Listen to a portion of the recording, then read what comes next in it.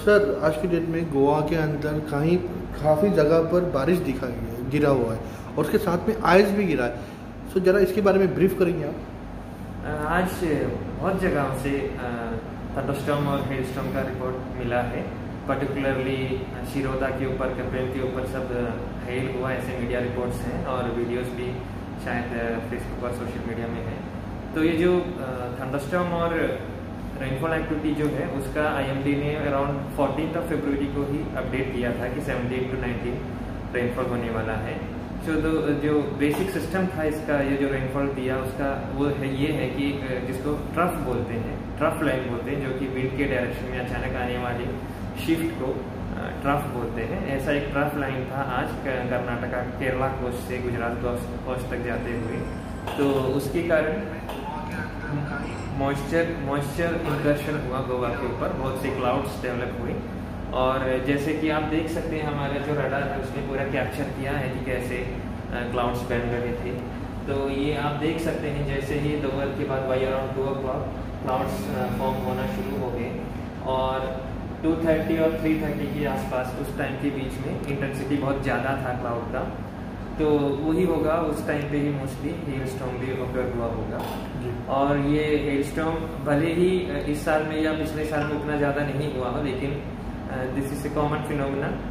और ये जब होता है जबकि जो 0 डिग्री जो लाइन है, यानी कि ऊपर का जो जिस हाइट पे 0 डिग्री टेम्परेचर पहुंचता है वो हाइट बहुत कम होता है, तभी ये हेल स्टॉर्म्स रिकॉर्ड होते हैं। इससे पहले 2018 में या 17 में एक बार एक स्ट्रॉन्ग थंडरस्टॉर्म के साथ हेल का रिकॉर्ड हुआ था। और जैसे कि आप लोगों ने न्यूज़पेपर में देखा होगा, कोंकण में, एंटायर कोंकण में और मध्य महाराष्ट्र, मराठवाड़ा सब जगह पे 2-3 दिन से बारिश हो रहा है। और ये सारे जो रेनफॉल और थंडरस्टॉर्म के फोरकास्ट हैं IMD ने एटलीस्ट ऑन 14 फरवरी को ही दिए थे। यही कंडीशन अभी कंटिन्यू करने वाला है एटलीस्ट फॉर 24 more hours। कल भी रेनफॉल के चांसेस है और हमने वार्निंग और फोरकास्ट अब इशू किए हैं परसों से, यानी कि from around 21 February rainfall activity कम। सो इसका आइस का क्या हो गया कि बीच में कभी देखा नहीं गया कि गोवा के अंदर आइस गिरा है? गोवा के अंदर भी हेल स्टॉर्म के रिपोर्ट्स हैं, आप देखेंगे तो पिछले सालों में भले ही 2020 में नहीं हुआ, लेकिन उससे पहले 17-18 में सब हेवी थंडरस्टॉर्म के साथ हेल का रिपोर्ट हुआ है। जैसे मैंने बोला, हेल जब होता है जब 0 डिग्री जो एटमॉस्फेयर में टेम्परेचर है वो एरिया बहुत ही नीचे आता है। और थंडरस्टॉर्म के साथ ये होता है, भले ही गोवा में थोड़ा कम है, लेकिन ये this is not any totally unusual phenomena.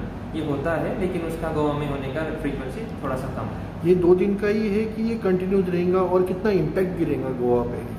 अभी एग्जैक्टली हेल क्या साइज का गिरेगा वो कन्वेक्शन के ऊपर डिपेंडेंट है। अभी गोवा में जितना होते हैं कन्वेक्शन वो इतना सीवियर नहीं होता कि कुछ डैमेज करे, ज्यादा डैमेज करे। हेल से ऑफ कोर्स छोटे छोटे क्रॉप को सब डैमेज होता है, लेकिन एक सिग्निफिकेंट कैजुअलिटी टाइप का डैमेज करने का कोई कन्वेक्शन अभी तक गोवा के ऊपर उतना नहीं हुआ है। और हम एक्सपेक्ट भी नहीं कर रहे हैं कि आने वाले में अभी उतना ज्यादा कन्वेक्शन होगा, यानी कि उतना स्ट्रॉन्ग थंडरस्टॉर्म क्लाउड डेवलप होंगे।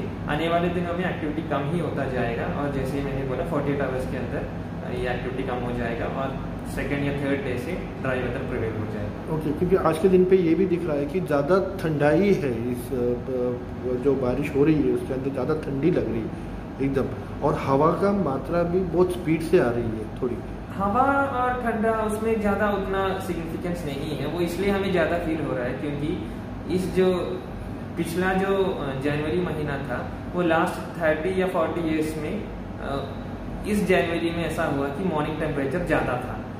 नहीं तो क्या होते हैं, इससे पहले नहीं तो 2 साल पहले जनवरी में ज़्यादातर ठंड फील होता था, लेकिन इस बार क्या हुआ, जनवरी ज़्यादा वार्म था स्ट्रॉन्ग ईस्टर्ली विंड्स के कारण, लेकिन इस बार क्या हुआ, फरवरी कंपैरेटिवली ज़्यादा ठंड भरा है जनवरी से।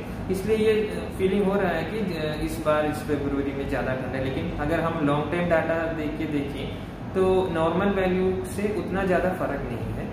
और इसलिए जनवरी ज़्यादा गर्म था, इसलिए हमें लग रहा है कि फरवरी में ज़्यादा ठंड है। ये बारिश कितने तक गिर सकती है, कितने लेवल तक, कितने mm तक गिर सकती है, ऐसा कुछ है अंदाज़ा आपके पास? अभी तो बारिश को नॉर्मली हम अलग अलग कैटेगरी में डिवाइड किए हैं, जैसे कि light rainfall, moderate rainfall, heavy rainfall.